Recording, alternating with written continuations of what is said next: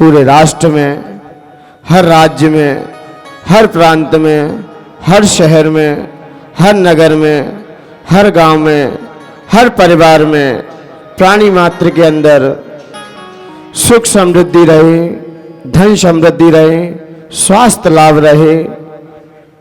ऐसी मंगल पवित्र भावनाओं के साथ मंगल में शांति धारा।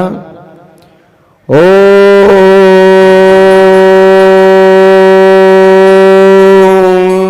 नमः शिवाय।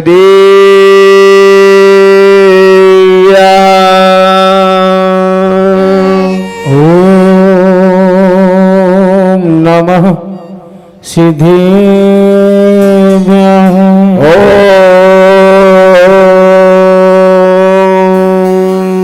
नमः सदेव्यः।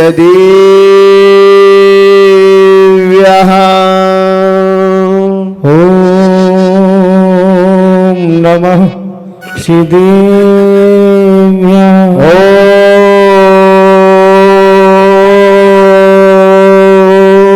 ओम नमः सदेव्यः। ओम नमः सिद्धेभ्यः। श्री वीतरागाय नमः। ओम नमो वरते भगवते श्रीमते श्री पास्ति तंकराय द्वादश गण परमेष्ठिताय शुक्लध्यान पवित्राय सर्वज्ञाय स्वयंभू सिद्धाय बुद्धाय परमात्मने परम सुखाय त्रिलोकमहि व्याप्ताय अनंत संसार चक्र परिमर्दनाय अनंत दर्शन अनंत ज्ञान अनंत वीर्य अनंत सुखाय त्रिलोक शंकराय सत्य ज्ञान सत्य ब्रह्मणे धनन भणा मंडल मंडिताय ऋषि आरिका श्रावक श्राविका प्रमुख चतुसंगोप सर्ग विनाशनाय घाती करम विनाशनाय घाती करम विनाशनाय परम पूज्याचार्य भगवंत गुरु श्री विराग सागर जी महाराज संघस्थ श्रेष्ठ श्रीमान श्रीमती शांति बेनाडा नीरज जी मोनिका मनोज जी रूबी ओमिल रिद्धि भव्य हमसिका समस्त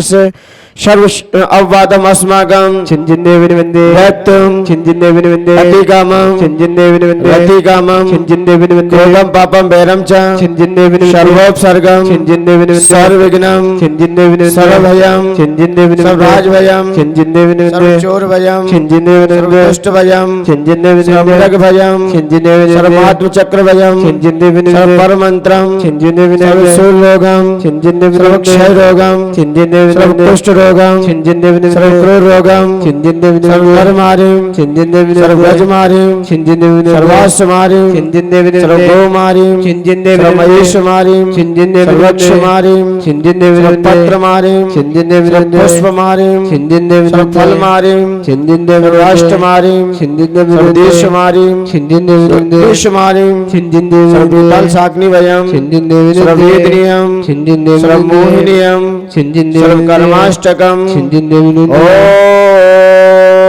ओम सुदर्शन महाराज चक्र विक्रम तेज बल शौर्य वीर शांतम कुरुकुर सर्व जनानंदनम कुरुकुर सर्व भव्यानंदनम कुरुकुर सर्व गोकुलानंदनम कुरुकुर सर्व नगरानंदनम कुरुकुर सर्व कीटानंदनम कुरुकुर सर्व पर्वतनंदनम कुरुकुर पत्रनंदनम कुरुकुर कर्णमुख शवानंदनम कुरुकुर लोकानंदनम कुरुकुर दिशानंदनम कुरुकुर यजमानंदनम कुरुकुर सर्व दुख महान हन दह दह पच पच गुट गुट शीघ्रम शीघ्रम यस सुखम तु श्लोकेषु व्याधिन वसंवर्जितम अभिमक्षमम आरोग्यम स्वस्तिरस्तु विधीयते क्षेमस्तु कुलगुत धनम धनदानं सदास्तु पद्मप्रभ चंद्रप्रभ वाष्पज मल्ली वर्धन पुष्पन शीतलन मुंसुपुर नेमनाथ पाशनाथ तेभ्यो नमः इत्तिर मंत्र नवग्रह शांति तम गंध दाड़वस्त्रम श्री शांतिरस्तु तथास्तु सोमस्तु तथास्तु जयोस्तु तथास्तु नित्यम आरोग्यमस्तु तथास्तु सर्वेषां पुष्टिरस्तु तथास्तु पुष्टिरस्तु तथास्तु समृद्धिरस्तु तथास्तु कल्याणमस्तु तथास्तु सुखमस्तु तथास्तु अभिवृद्धिरस्तु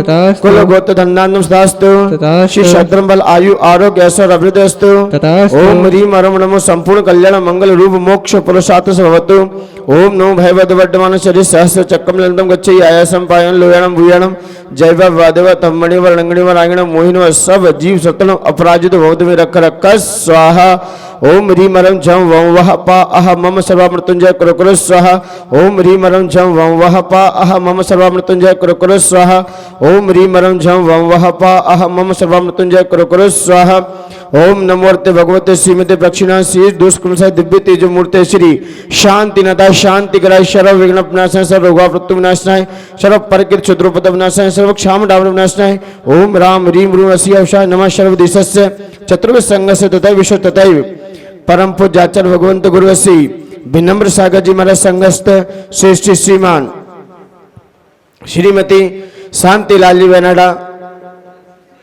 नीरज कुमार जी मोनिका मनोज ध्रुवी ओमिल रिद्धि भव्य हमिशिका समस्त बेनाडा परिवार से श्रेष्ठ श्रीमान दीपांशु सत्ता जैन गौरव सौरभ श्री सुधांशु श्री चौधरी शेट्टी संजय शेट्टी समस्त परिवार से श्रेष्ठ श्रीमान कैलाश जैन जैन जसवंती जैन सचिन सुप्रीता समिकित सोनाली स्वयं स्वर्णिम सार्वी सिद्धम समस्त सौदरमिंद परिवार से समस्त खंडवा दिगंबर जैन समाज से समस्त भारत दिगंबर जैन समाज से सर्व शांतिम कुरु कुरु तुष्टिम कुरु कुरु पुष्टिम कुरु कुरु असत संपूजिकानां परिपालिकानां यतिन्निसामन्नितपोदनानां विषष्टिराजस्य पुरस्य राजा करोतु शान्तिं भगवज्जिनेन्द्र करोतु शान्तिं भगवज्जिनेन्द्र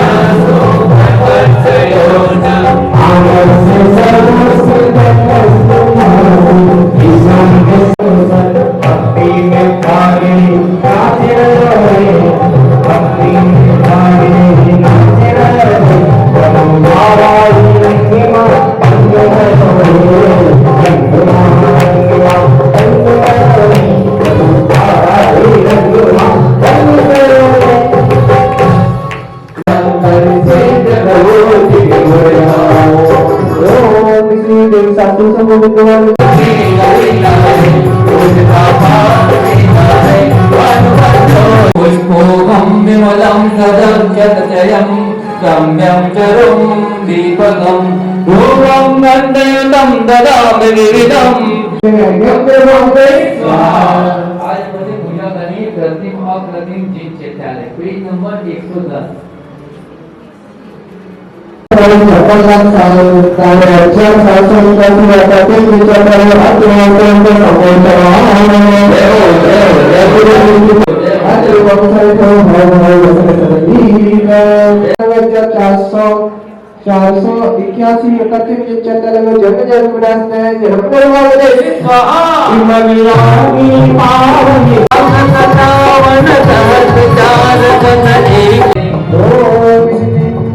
लोक संपत्ति 8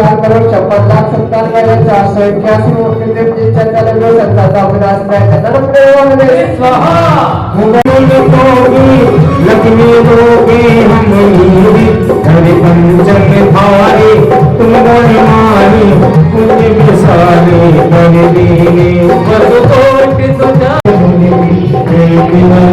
भगवती सुधा लाभ सधावन दस चार सिद्धि ज्ञानी दिन गए असाध्य भोजन दीन भोजन हरे अविनाशी लोक संपत्ति 8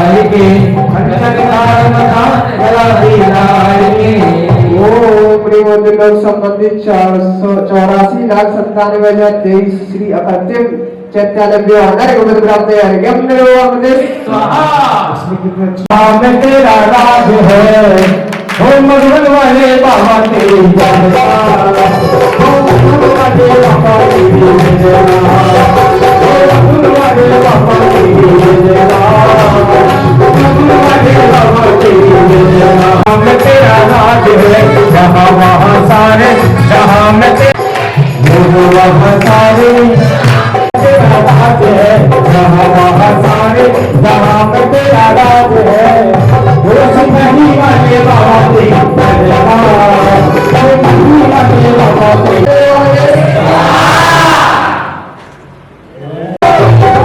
भैया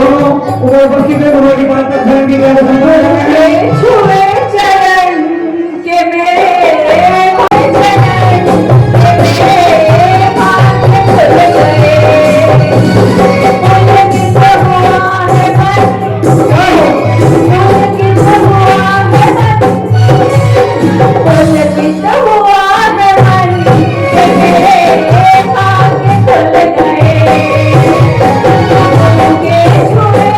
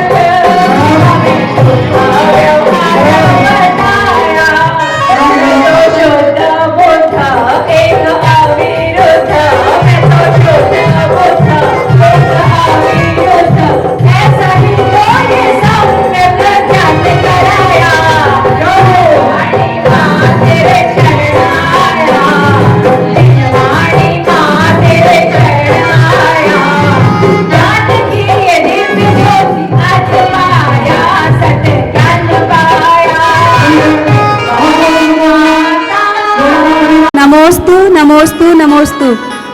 दान और त्याग में क्या अंतर है, कृपया समाधान कीजिए। हे गुरुवर, नमोस्तु नमोस्तु नमोस्तु। दान और त्याग कौन कर सकता है, कृपया समाधान कीजिए। बंदना मुद्रा में श्रोता के द्वारा पूछे गए प्रश्न, जब श्रोता प्रश्न करता है तभी समाधान सही निकल के आएगा। आइए सभी लोग बंदना मुद्रा में बैठ जाइए। पंच परमेष्ठी मंत्र का स्मरण।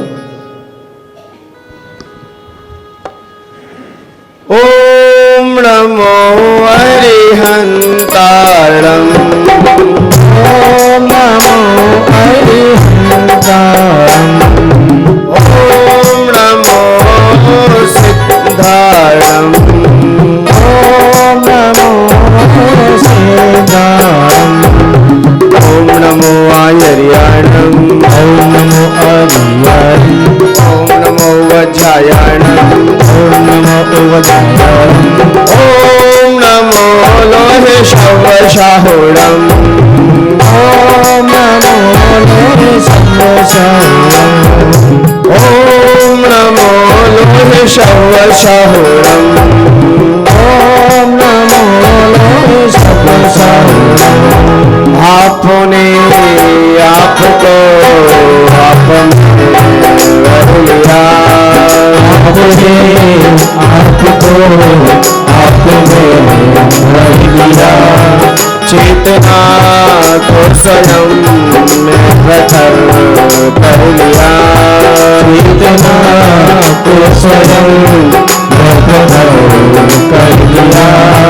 वीतरागे प्रभो हे महावीर जनी, वीतरागी प्रभो हे महावीर जनी। आदिनाथ प्रभो अवतारण करन, आदिनाथ प्रभो अवतारण करन।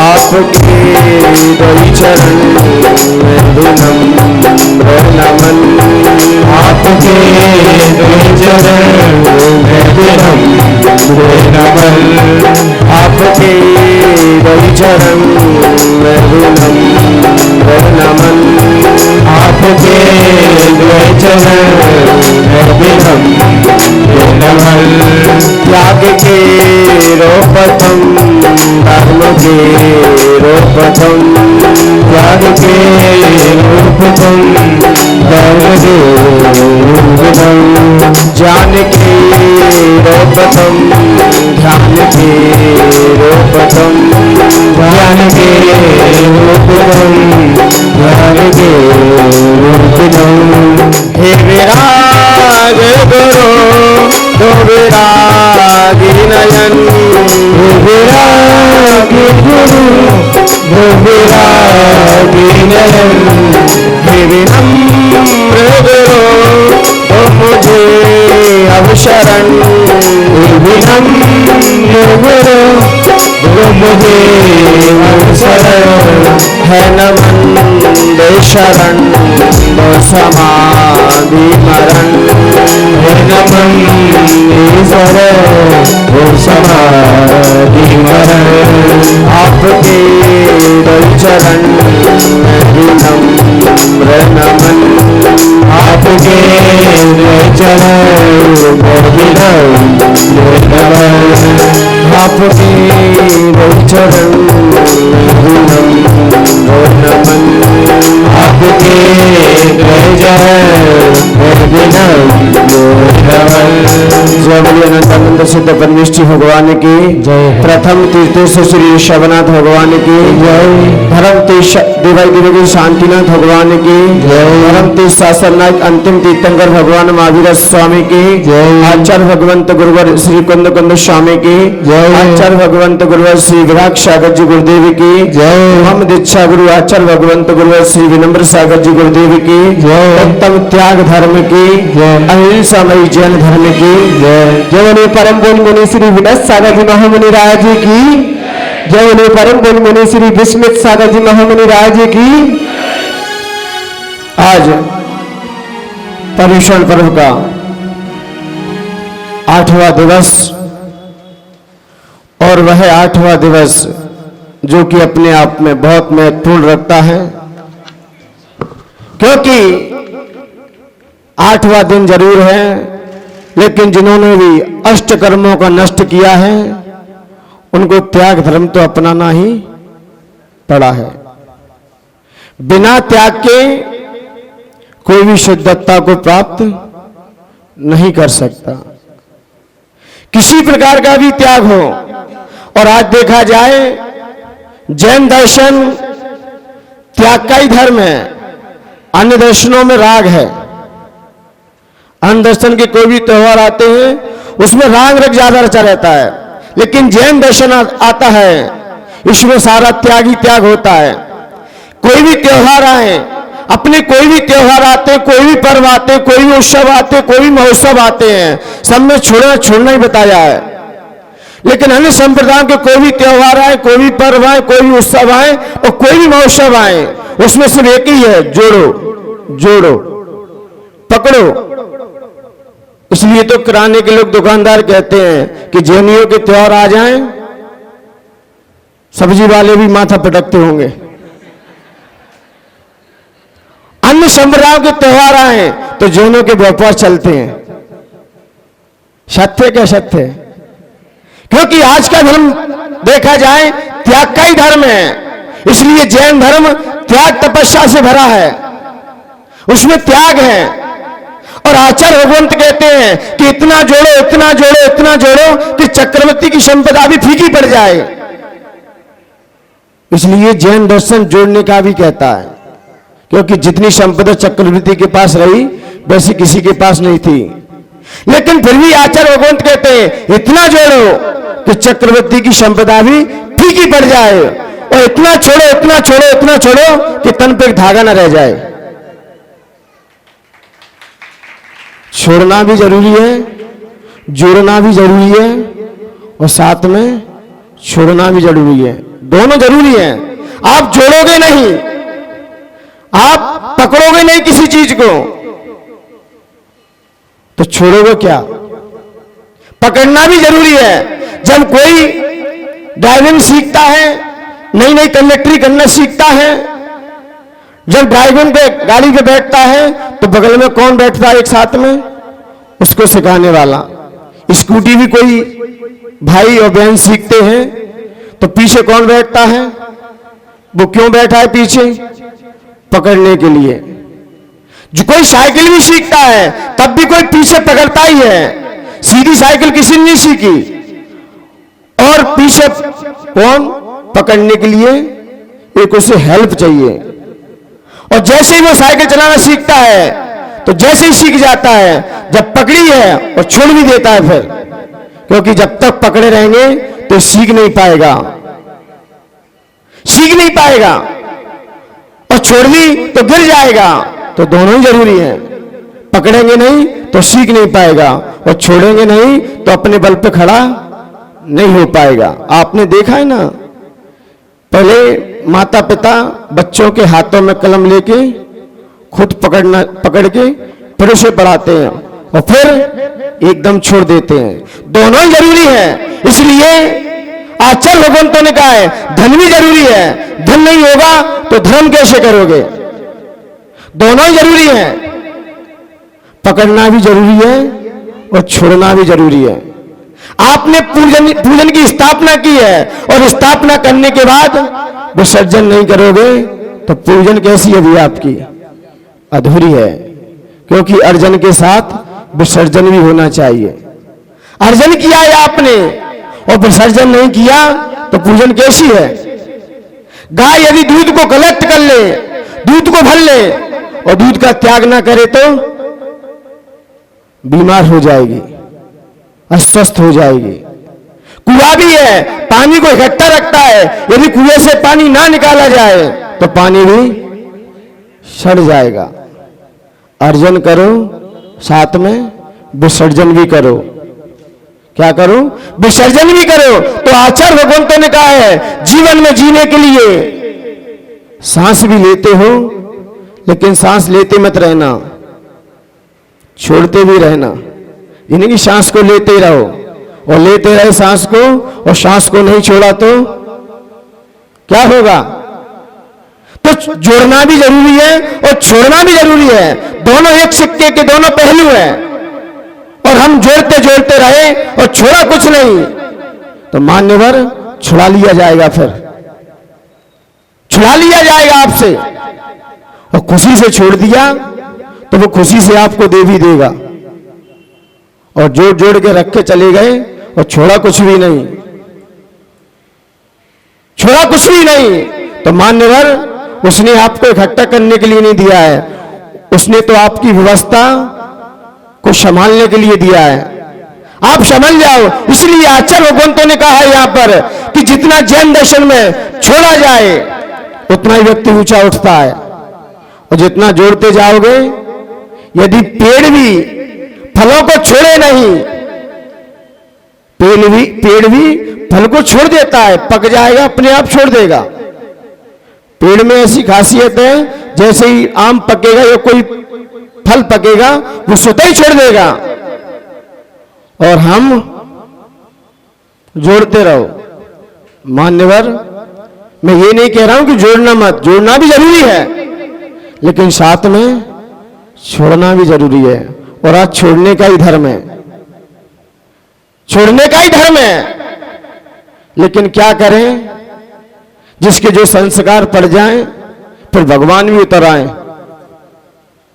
फिर तीर्थंकर स्वयं ही सामने क्यों ना आ जाए। एक घटना इसी संदर्भ में याद आ रही है। एक व्यक्ति था, गाय चराने जाता था। देखिए कैसा सिद्धांत कहां लगता है जाके। गाय चराने जाता था, गाय उसकी बहुत सारी थी, लेकिन गाय चरा रहा था, लेकिन 12 बज गए। उसकी धर्मपत्नी भोजन लेके नहीं आई। बोले पशु तो अपना पेट भर रहा है, मैं खाली पड़ा हूं। पशु तो अपना पेट भर रहे हैं।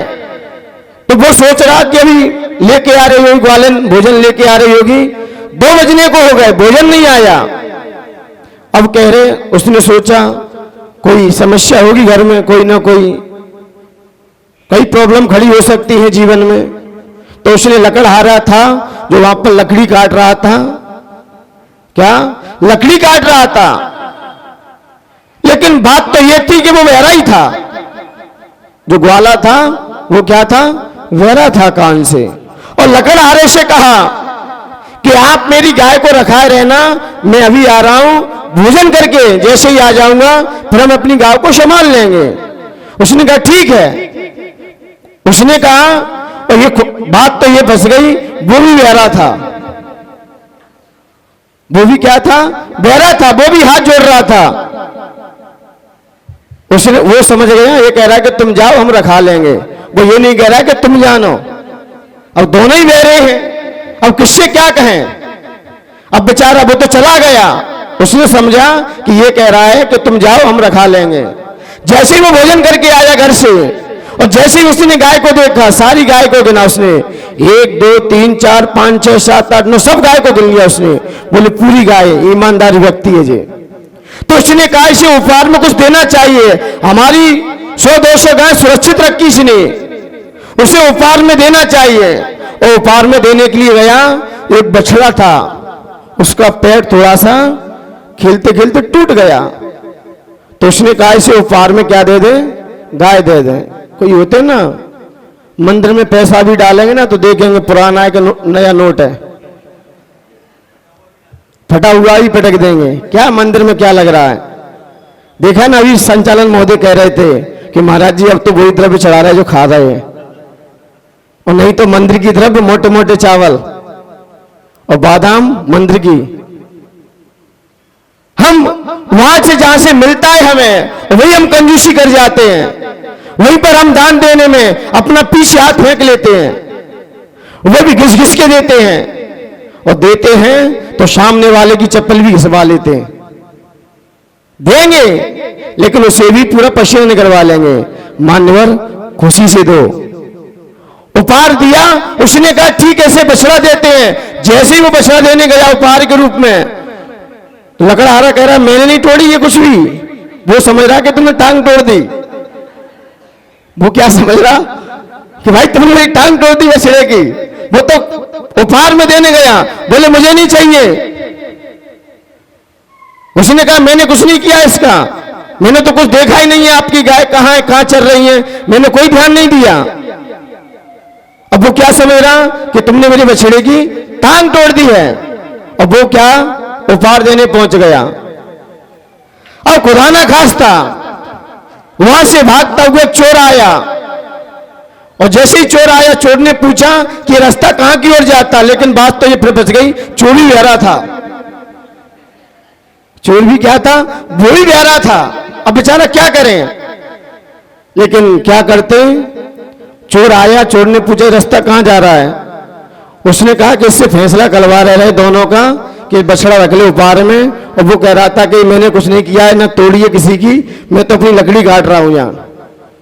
तो जैसे ही चोर ने कहा, उसने बुलाया, आओ तुम मेरा फैसला करो। अब वो सोचा कि मेरा घोड़ा नहीं हड़प ले दोनों मिलके। अब बेचारे दोनों फंस गए, तीनों फंस गए आके। अब क्या करें उस समय फिर जब ऐसा दृश्य देखा, लड़ते हुए तीनों को एक संत पहुंच गए।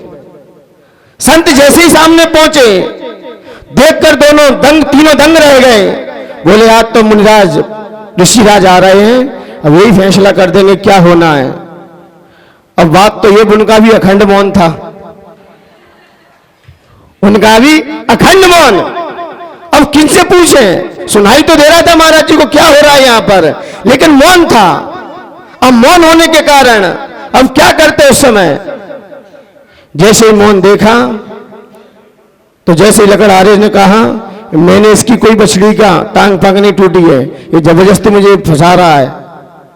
अब वो कह रहा है कि इसने मेरी गाय रखाई है, इसलिए इसे उपहार में मैं बछड़ा दे रहा हूं। और चोर क्या रहा था, मैंने तो रास्ता पूछने आया था कि रास्ता कहां जा रहा है, और ये तो मेरा घोड़े पकड़ के बैठ गए हैं। तो बेचारे तीनों सदैव में चले गए। संत ने मौन से कहा, मौन पूर्वक आंखों की दृष्टि से देखा पहले चोर को। चोर को जैसे ही आंखों से देखा, और विशेषता ये है मौन सबसे बड़ी साधना है, सबसे बड़ी मौन साधना है। क्योंकि जिसने मौन साध लिया, एक चुप रहना एक मौन रहना, दोनों में अंतर है। चुप रहना संकलिष्टता बनेगी, चुप मजबूरी में रह रहा है, और मौन साधना है। क्योंकि तीर्थंकर भी दीक्षा होते ही क्या करते, चुप रहते कि मौन साधते हैं, मौन ले लेते हैं।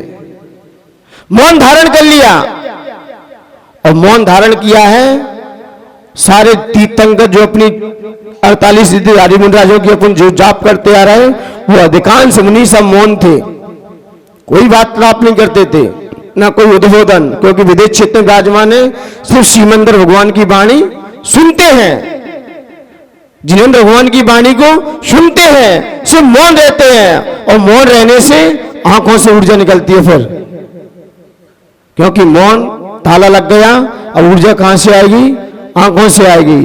वशीकरण, दृष्टि दोष, दृष्टियों से किसी की नजर उतारना, दृष्टियों से सामने वाले को अपने वश में करना, इसे मौन से हो सकता है।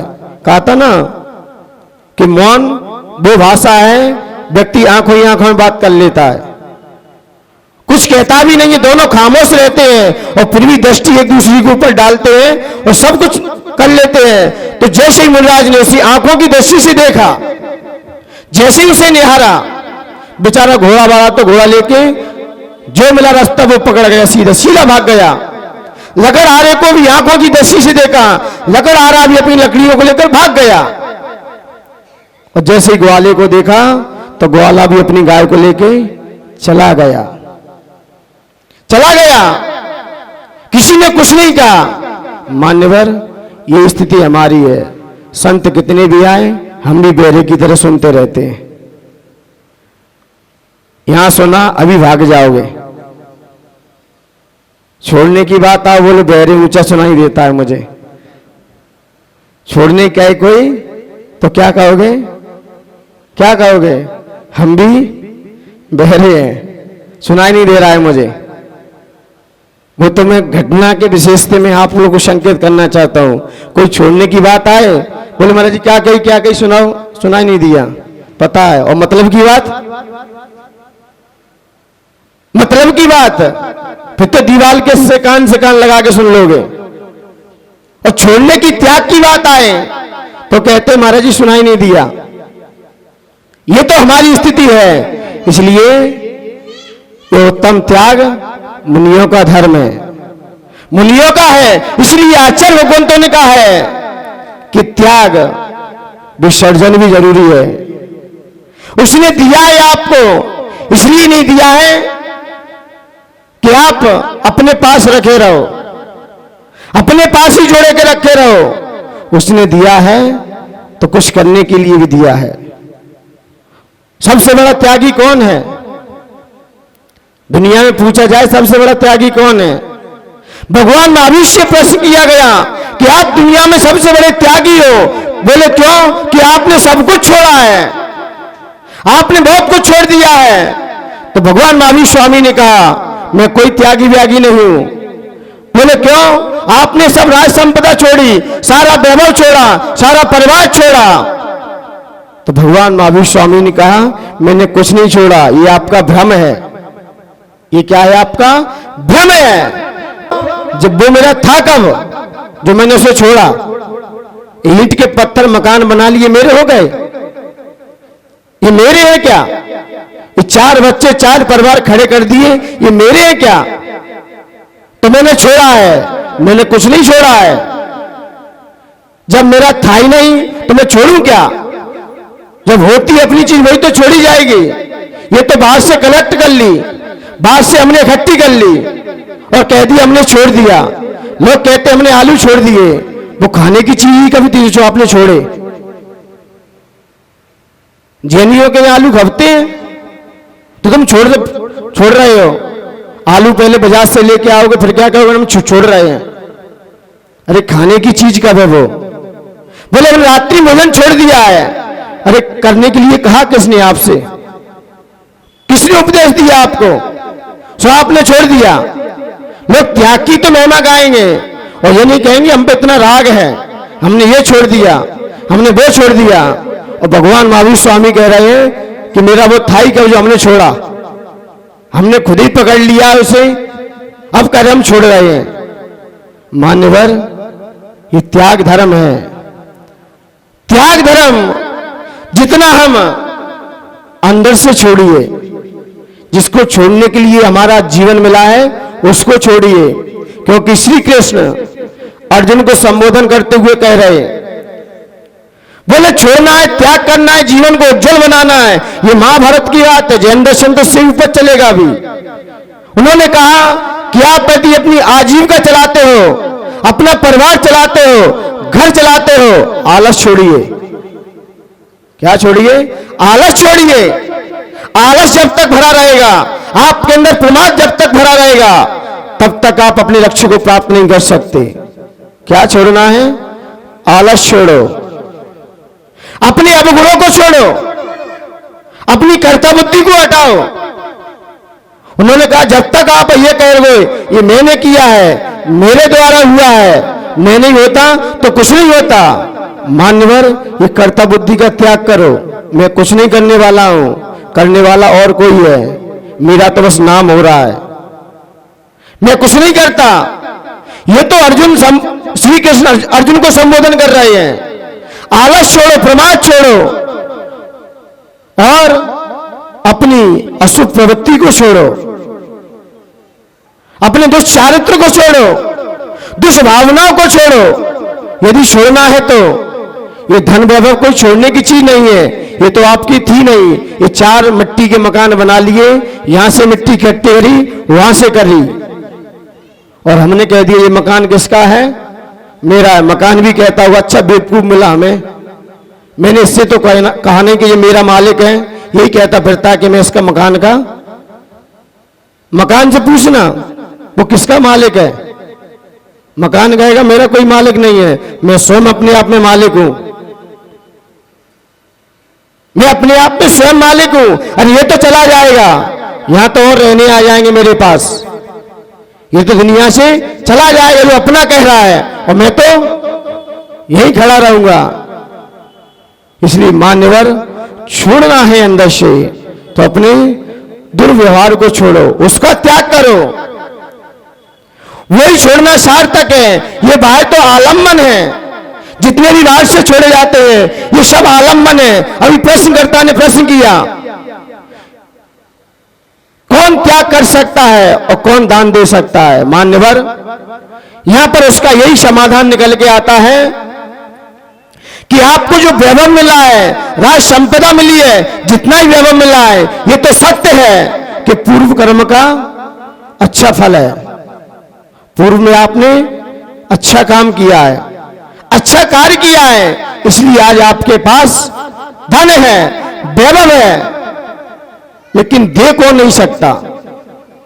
जिसके पूर्व संस्कार में जिसने त्याग किया होगा, पहले पूर्व में त्याग किया होगा, तप किया होगा, वही इस भव में आके कुछ दे सकता है, कुछ छोड़ सकता है।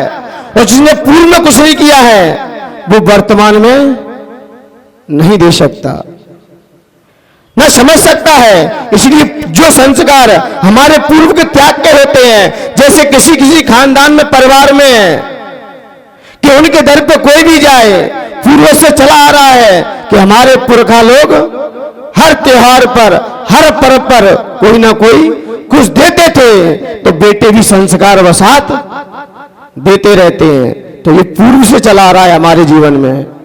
या तो पूर्व हमारा संस्कार या नया हमारा खानदान का संस्कार, वो आपको त्याग कराएगा, वो आपको दान कराएगा। इसलिए मान्यवर, दान वही कर सकता है जिसकी पूर्व की सत्ता में बैठा हो।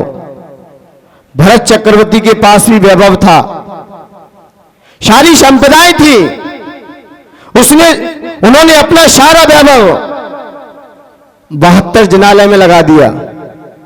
कितने? 72 जिनालय बनवाए, उनको स्थापित किया। और वैभव रावण के पास भी था, कम नहीं था। उसने क्या किया? उसने क्या किया? उसने क्या बनवाई?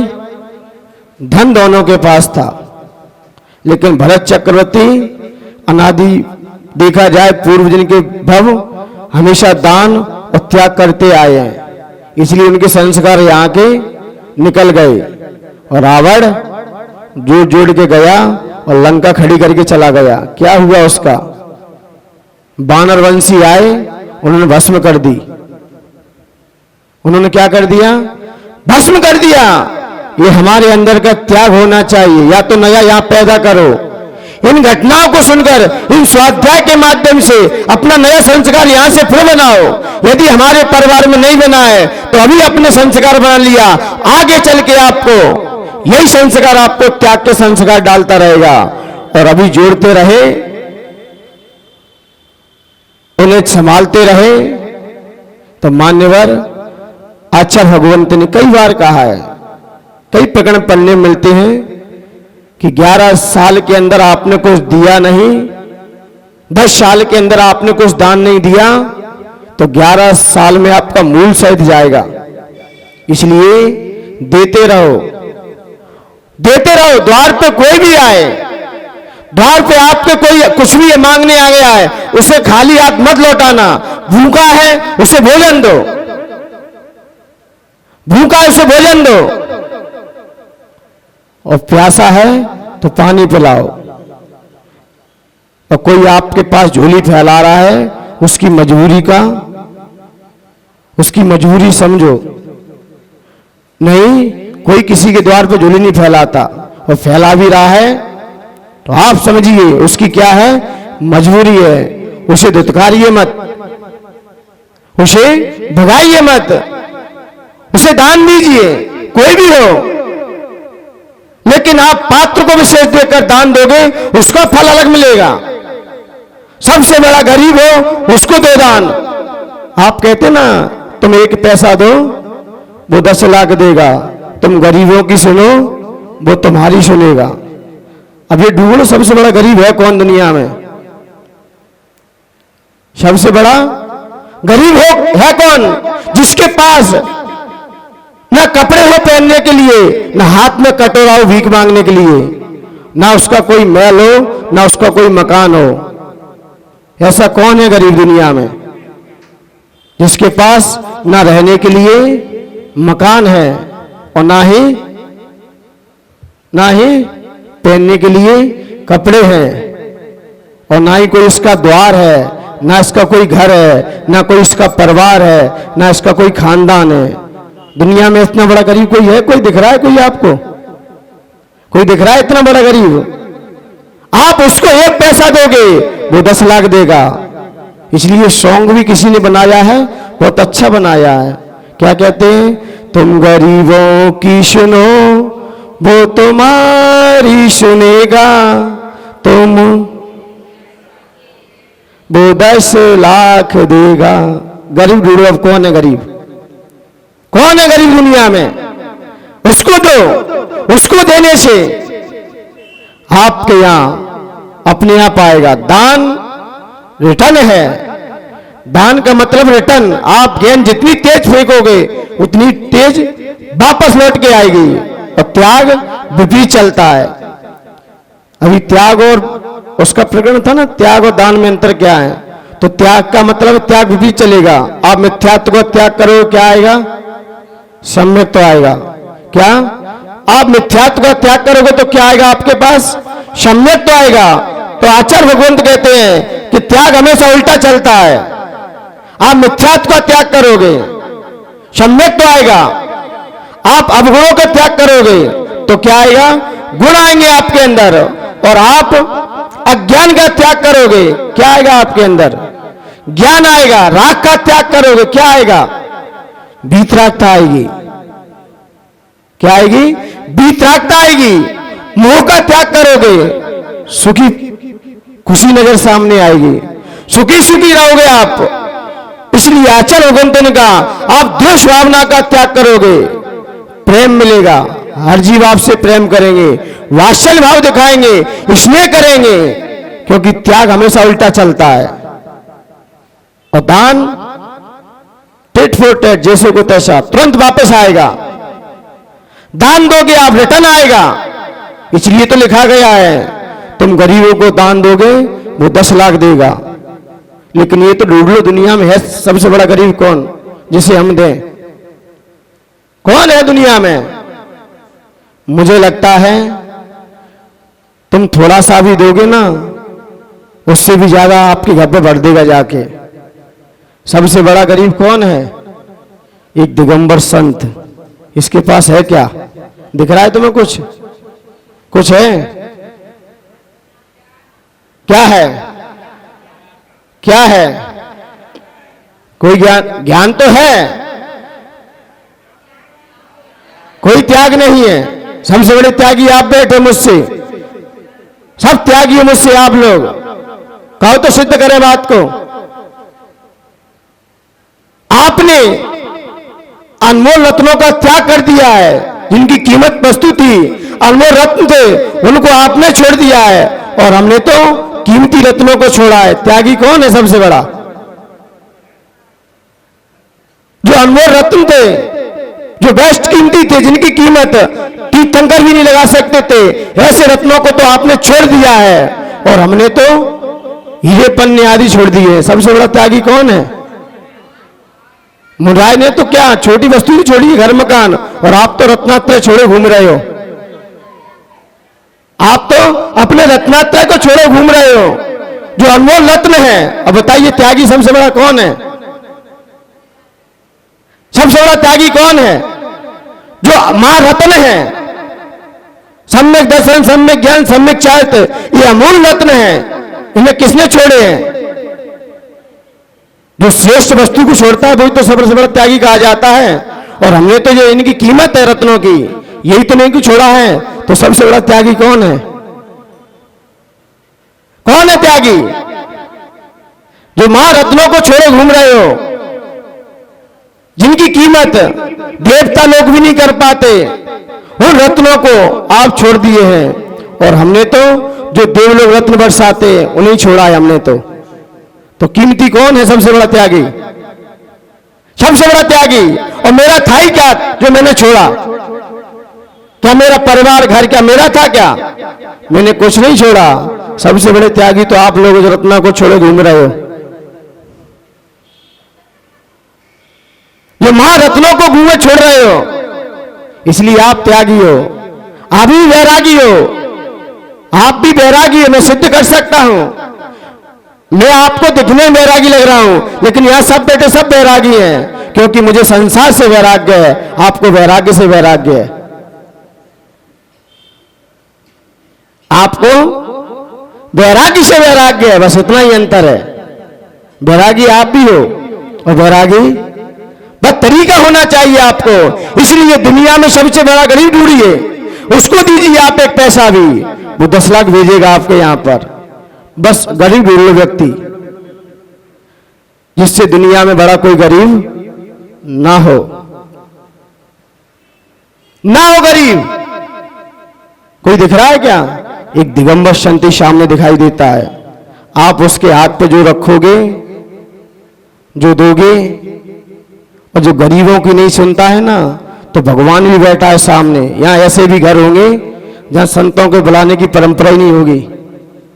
अब उन्हें हम क्या कहें धरती पर, क्योंकि जिससे नरक आयु का बंद हो जाए, जिसे त्रेंच आयु का बंद हो जाए, उन घरों में संत भी नहीं जाते, क्योंकि वहां कौन विराजमान है, कौन रह रहे वहां, वो समझ जाते हैं। क्योंकि हर कोई सम्य दृष्टि नहीं रहता, सब जगह सब तरह के मिल जाते हैं। दान वही दे सकता है, लेकिन फिर भी आपके द्वार पे आ गया है, आ गया है। अपना द्वार अजमा लीजिए कि हमारे घर में भव्य जीव बैठे हैं, सम्यक लिए बैठे हैं, या किसी आयु का बंद नहीं किया है, यह अजमा लीजिए। द्वार पे कोई भी आए, कहा भी गया है कविता में, करे सोने के 100 टुकड़े तो कीमत कम नहीं होती। क्योंकि सोना कितने भी टुकड़े कर दो, कभी कीमत कम नहीं होगी। करे सोने के 100 टुकड़े तो कीमत कम नहीं होती, बुजुर्गों की दुआ लेने से इज्जत कम नहीं होती, बुजुर्गों की दुआ लेने से इज्जत कम नहीं होती।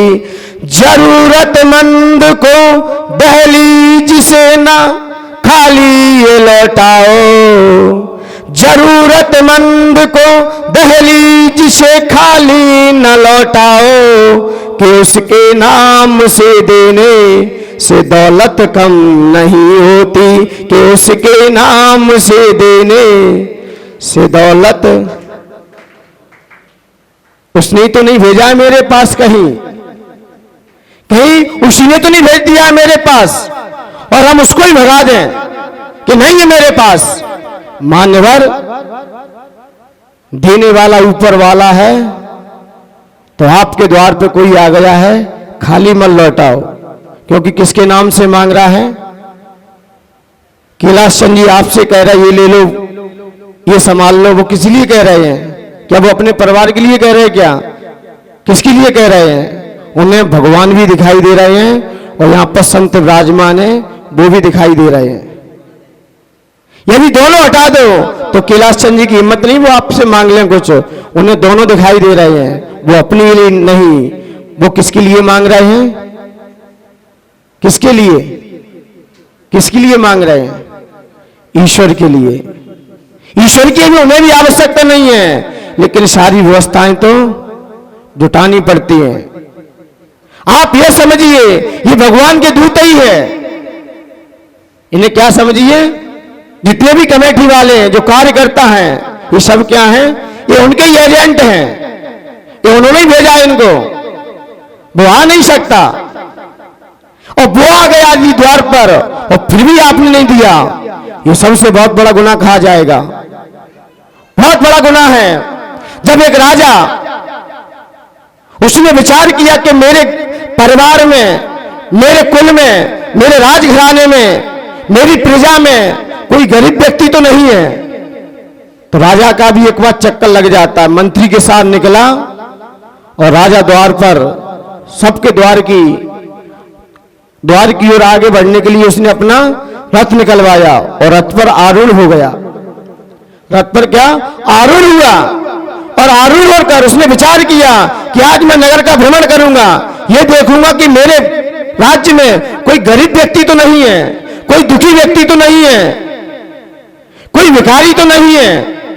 उसने विचार किया और राजा ने रथ निकलवाया, और मंत्री सारथी को सबको लिया और रथ को आगे बढ़वा दिया। और जैसे ही रथ आगे बढ़ा तो चौराहे पर एक व्यक्ति भीख मांग रहा था। क्या मांग रहा था? भीख मांग रहा था। और भीख मांग रहा था तो भिखारी अधिकांश घर से कुछ लेके चलते हैं खाने पीने के लिए। शायद भीख मिली या ना मिली, कम से कम पेट तो भर ही लेंगे अपना, घर से तो ले चलो, क्योंकि घर से लेके चले तो बाहर के भी लोग, घर से खा के चलो तो, यदि आप घर से खा के चलोगे तो बाहर के लोग भी आपसे पूछ लेंगे, और आप यदि घर से खा के नहीं चले तो बाहर के ही पूछते कि नहीं पूछते कभी? ये घटनाएं आपके जीवन में घटी कि मेरे जीवन में घटी है? जब कुछ लेके चलो तो कुछ दे भी देते लोग, इसलिए कहते हैं कि ना कि गुल्लक कभी खाली नहीं रखना चाहिए। हम किसी के यहाँ तगादा करने जा रहे हैं, जिस बैग से लेके चल रहे हैं उस बैग में कुछ डाल लो, नहीं खाली लेके गए, खाली लेके वापस आ जाओगे। अभी हम लोग द्रोणगिरी के लिए, पंचकल्याण के लिए जब जा रहे थे या वहां से आ रहे, हाँ प्रवेश हो रहा था, तो एक महाराज जी थे, वो चौके में जाते थे, कमंडल पूरा भरवा लेते थे। हमने बोला हमने अभी हार के लिए जाना है, कमंडल फुल क्यों? बोले कमंडल फुल भर के जाएगा तो पेट भी फुल भर के आएगा। हमने की ये भी तकनीक है? बोले हाँ। वो महाराज जी शायद, उनके शायद भोपाल में चतुर्मास चल रहा है अभी, आचार्य विशुद्ध सागर जी के संग के। हमने की वाह, कमंडल भर के? बोले हाँ, भर के ले जाओगे तो पेट ही भर के आएगा, और आधा खाली गया तो इसलिए भिखारी भी कुछ खा के गया और कुछ लेके भी गया। तो जैसे ही राजा ने अपनी दृष्टि से देखा कि मेरे राज्य में लोग भीख मांग रहे हैं, मैं तो सारी सब कुछ खोल देता हूं, सब कुछ दान में दे देता हूं सबको, लेकिन फिर भी भिखारी बैठा है। अब राजा, अब भिखारी क्या सोच रहा है, आज तो राजा सामने आ रहा है, आज तो धन बहुत मिलेगा, बहुत मिलेगा धन। आज तो राजा की सवारी सामने दिख गई है, और राजा जिसको सामने दिख जाए तो वैसे उसकी चांदी चांदी है, दिख तो जाए और सामने दिख जाए। तो जैसे ही राजा अपने रथ से उतरा, और उतरते ही भिखारी ने तो बाद में झोली फैलाई, पहले राजा ने उसके सामने झोली फैला दी। क्या? भिखारी ने तो बाद में झोली फैलाने को हुआ, लेकिन उससे पहले ही राजा ने अपनी झोली फैला दी। अब दस तो बदल गया, उसका भी भेजा बदल गया। बोले मैं तो खुद ही भिखारी हूं, मैंने समझा तो राजा भी, मैं समझ रहा था कि मैं ही भिखारी हूं यहां इस राज्य में, देखा जाए कि यहां का नगर का राजा भी, और वही मुझसे भीख मांग रहा है। अब बेचारा क्या करता। तब भी उसने कुछ चावल लगे थे हाथ में, उसने अपनी झोली में डाला हाथ, और चावल जब देते ना उनको टाइट कर लेंगे, जैसे टाइट करोगे तो चावल ज्यादा आएंगे कम आएंगे, तो उसने मुट्ठी एकदम टाइट करके, और चावल तो वैसे घिस लेंगे, पोले में भरोगे तो थोड़ा सा ज्यादा भी आएंगे, लेकिन उसने टाइट कर लिए। बोले क्या करें, अब देना है, राजा है नगर का, और उसने झोली फैला दी है। तो उसने भिखारी ने चावल को लिया और राजा की झोली में डाल दिया। राजा ने झोली को बंद किया। सुधांशु भैया ध्यान से सुनना। उसने जैसे ही झोली को लिया, डाल दिया, और राजा रथ पे जाके आगे बढ़ गया। उसने भीख मांगी, दिन भर डबल भीख मिली उसे, लेकिन जैसे ही बहुत सारी भीख मिली, शाम को उसने गाड़ी करी, बैलगाड़ी को बुलाया, बैलगाड़ी पर भीख को सामान लेके घर पे गया, और जाते ही बहुत रोया, बहुत रोया, इतना रोया, इतना रोया। तो उसकी पत्नी ने कहा कि इतना आप क्यों रो रहे हो, जिंदगी भर भीख मांगते मांगते हो गई, आज उससे भी ज्यादा भीख मिली है और फिर भी रो रहे हो। अरे पहले तो आपके झोले में भीख मिलती थी, आज तो गाड़ी भेजी गई है, इतना सारा सामान मिला है आपको, और फिर भी रो रहे हो। उसके आंसू रुक नहीं रहे थे, रोक ही नहीं पा रहे थे। फिर भी धर्मपत्नी पूछे जा रही थी, कारण बताइए। बोले कुछ मत पूछो, आज कुछ मत पूछो। बोले तो भी बताइए। बोले आज राजन आज थे, वो भी मेरे से पहले उन्होंने क्या झोली फैला दी, लेकिन मैंने कुछ ही झोली में उनके में चावल डाल पाए थे, कुछ ही चावल उस झोली में फेंक पाए थे, और आज वही चावल मोती का रूप ले चुके हैं। ये 10-20 मोती बन पाए हैं। मैं इसलिए रो रहा हूं कि राजन आया, मैंने पूरे चावल क्यों नहीं डाल दिए झोली में। पूरे चावल डाल देते तो आज ये सारे चावल रत्न बन जाते, क्योंकि ऐसा देखा गया है, ज्वार चढ़ाए हैं, मोती बने हैं। शिखर जी की यात्रा जिसने की है, वो राजा अपने आप में अहम में डूबा था। जो शिखर जी की वंदना करता था, वो राजा वही कहता था कि मैं ही हूं, लेकिन उसका जो क्या बोलते हैं खाना बनाने वाले को आपके यहां, रसोईया, वो उसने भी विचार किया कि मैं भी शिखर जी की वंदना करूंगा, मैं भी शिखर जी पे जाऊंगा। उसने शिखर जी पे क्या चढ़ाए, ज्वार चढ़ाए थे, लेकिन वो पहले वंदना करने निकल गया, क्योंकि सेठ जी बाद में जाते थे। उसने कहा मैं पहले वंदना करके आ जाऊंगा और फिर आके सब लोगों का भोजन बना दूंगा, और सबसे पहले गया शिखर जी पर, उसने ज्वार चढ़ाए और सेठ जी बाद में गए। तो स्टॉक पे क्या चढ़े मिले थे, क्या मिले, मोती मिले। सेठ ने अचंभा किया, ये क्या हुआ, मुझसे भी पहले कोई नगर सेठ है क्या? मैं तो अपने आप को ही जानता था कि नगर सेठ मैं हूं। लोग अपने आप में भूले रहते कि मेरे बिन तो कुछ काम हो नहीं सकता।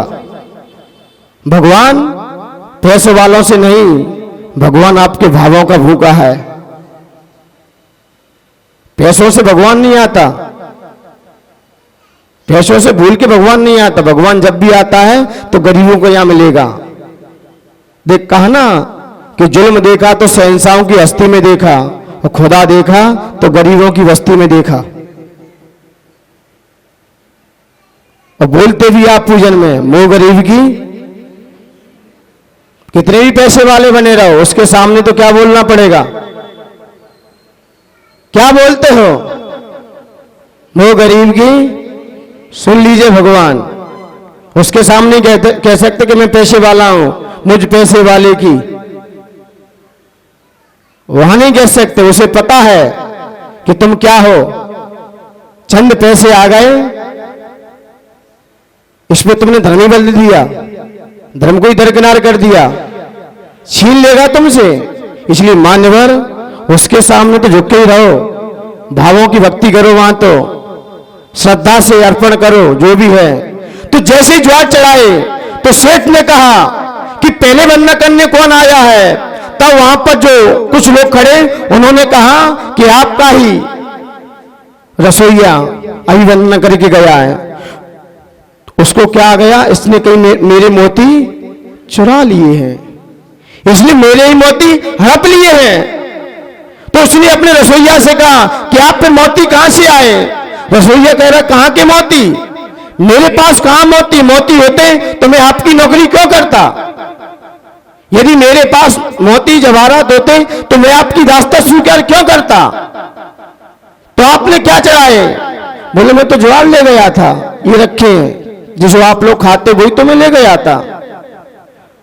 तब कहा कि अहम में मत डूबिए, ज्वार चढ़ाए मोती हो गए। ऐसे ही उस भिखारी ने राजा की झोली में चावल फेंके, सारे मोती, सारे चावल क्या हुए? क्या हुए? क्या हुए? मोती हो गए। इसलिए भगवान के चरणों में कभी द्रव्य गिन गिन के नहीं चढ़ाना चाहिए। लोग चढ़ाते 9, 27 क्या क्या गिनते रहते हाथ में, ये भूल है हमारी। उसके द्वार में गिन के, जो तुम्हें अनगिनत में देता है, अपार देता है, और वही हम गिन गिन के देते हैं, कंजूसी करते हैं।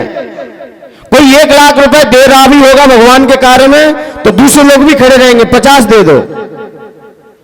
किसके कम किए तुमने? अब वो 50 उससे नहीं लेगा, अब आपके निकलवाएगा कि इसने मेरे खाते में कम करवाए हैं। इसलिए कोई खुल के दे रहा है, देने दो। ऐसे ही कोई राजा की सवारी आपके यहां से निकले, और ये नहीं कंजूसी कर जाओ, जुलूस निकलता भगवान का, तब गिन के देते हो कि बिना गिनती के डालते झोली में। अब कौन निकल रहा है द्वार से? अब राजा निकल रहा है, ये देख रहा है कि मेरे नगर में कौन भिखारी है और कौन धनवान है। तो ऐसे ही कभी कभार निकलते भगवान आपके द्वार से, तुम्हें गिनना नहीं चाहिए। जो मुट्ठी में आए, कहते कि दान तो उससे दो, इसको भी पता ना चले, इसको भी पता ना चले।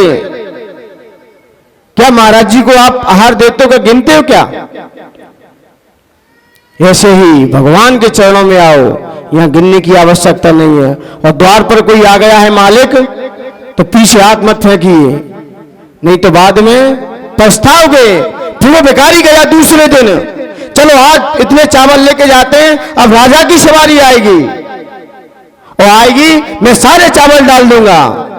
जिंदगी निकल गई, पूरा जीवन निकल गया, राजा द्वारा नहीं आया, वो भी चला गया दुनिया से। लेकिन राजा वापस, कई वर्ष निकल गए, कई जिंदगी निकल गई, राजा वापस नहीं आया। ऐसे ही हम लोग हैं, यहाँ खंडवा में आ गए हैं, अब वापस कब आना हो? कोई है उम्मीद आपको? ये तो किस्मत है आपकी, फिर खींच ले। मान लो कोई भी संत एक बार जहां से निकल जाते हैं, वहां द्वारा कब आए कोई भरोसा नहीं रहता। जब संत आपस में मिल लेते हैं, फिर कब मिले कोई भरोसा नहीं रहता। एक बार मिल गए तो मिल गए। ऐसे ही आपके द्वार पर कोई आए, उसने ही भेजा है आपको। आप अपना सौभाग्य समझिए कि उसने आपके पास भेज दिया है, क्योंकि व्यक्ति तीन ही कारण से आता है आपके द्वार पर। या तो आपका प्रभाव होगा तो आएगा, या आपका स्वभाव अच्छा होगा तो मिलेगा आपसे, या अपने अभाव के कारण। तीन कारण से व्यक्ति आपके द्वार पे आता है, या स्वयं के अभाव के कारण तो आपके पास झोली फैला रहा है और आपसे बातचीत कर रहा है तो आपका स्वभाव अच्छा है, आज का प्रभाव अच्छा है। तीन कारण व्यक्ति से मिलने जाता है, और तीनों कारण निकाल दो, व्यक्ति को कोई मतलब नहीं किसी से, या तो अभाव से, या प्रभाव से, या आपके स्वभाव से। किससे आया है? अभाव से आया, उसकी मदद करो। और आपके स्वभाव से आया है तो भगवान को धन्यवाद दो, ईश्वर को धन्यवाद दो।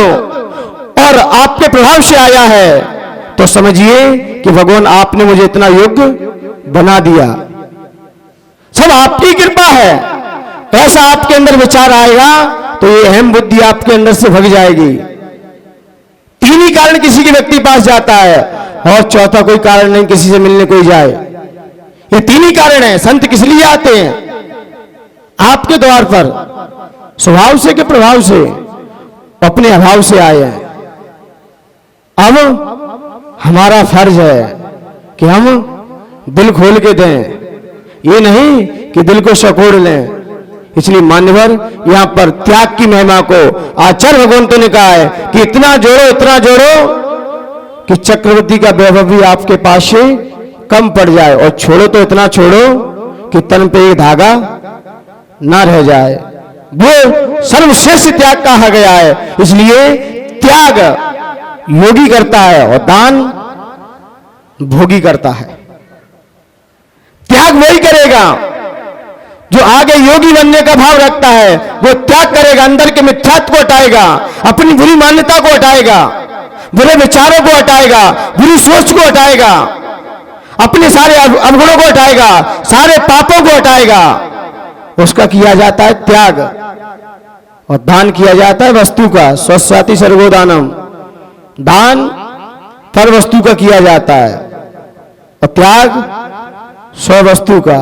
जो हमारी मान्यता बैठी है, जो अंदर की मान्यता है, उसका त्याग किया जाता है। और दान पर वस्तु का, जो आपका है नहीं।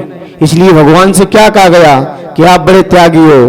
बोले आपको भले ही आपको वस्तु की अपेक्षा से लग रहे हैं, क्योंकि ये सब मेरा नहीं है। इस प्रकार मान्यवर यहाँ त्याग की महिमा को आचार्य भगवंतों ने बहुत सारी विशेषता से कहा है, क्योंकि त्याग करने से व्यक्ति के अंदर राग द्वेष भाव के कारण ही व्यक्ति, राग द्वेष जितने हमारे अंदर रहेंगे उतना हम त्याग नहीं कर सकते। त्याग का मतलब अपने अंदर से राग द्वेष परिणति का त्याग करना।